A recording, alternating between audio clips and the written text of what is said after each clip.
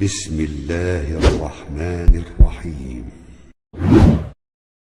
Saya akan bicara tentang Nabi Isa. Ya, di sini Nabi Isa.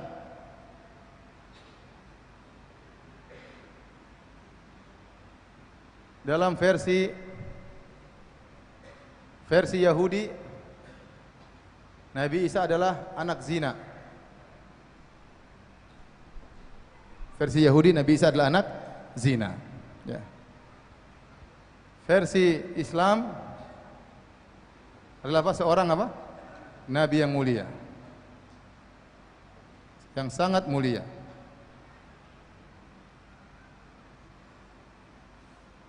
Kemudian versi Nasrani apa? Anak Tuhan atau Tuhan. Sehingga dalam Islam dikatakan Isa bin apa? Maryam. Isa bin Maryam. Nisbahkan kepada ibunya. Nisbah kepada ibunya.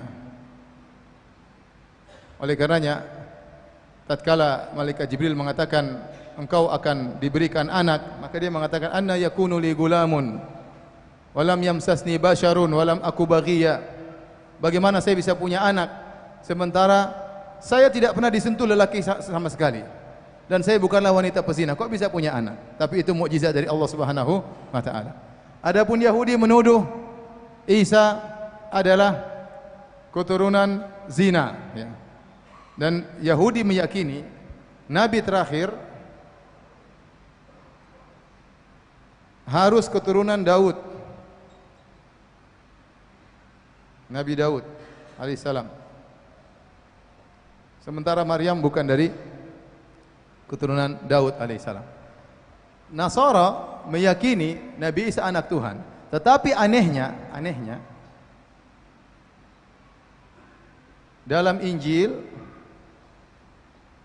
mereka menisbahkan Isa kepada Yusuf An-Najjar, suaminya Maryam. Sehingga tatkala kita buka dalam Injil, kita akan dapati tatkala Injil Lukas dan Injil Matius bercerita tentang nasab Nabi Isa, maka Injil Matius mengatakan Isa bin Yusuf bin Yakub,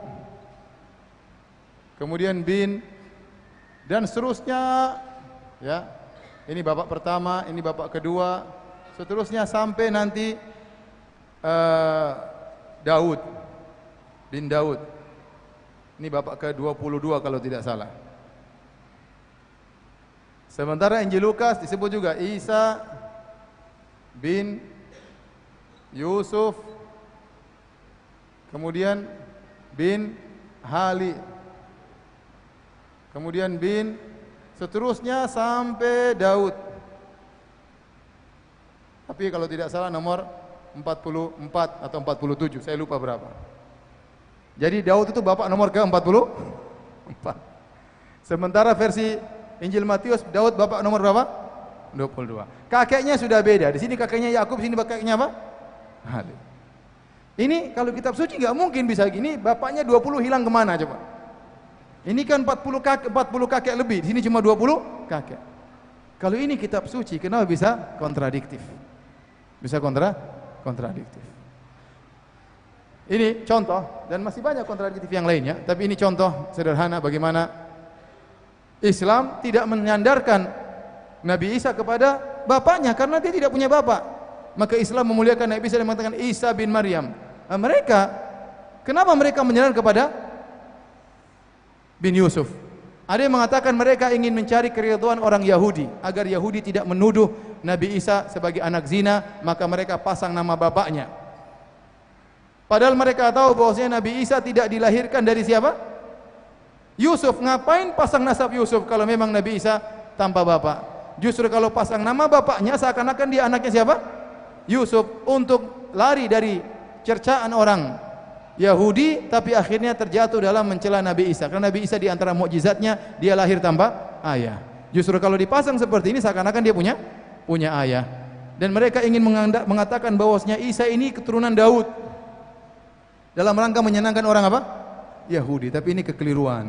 Dan ternyata waktu yang nyusun Injil itu keliru ya. Yang satu bapaknya 44, yang satu cuma 20-an. 20 kakek lari kemana kita tidak tahu ya.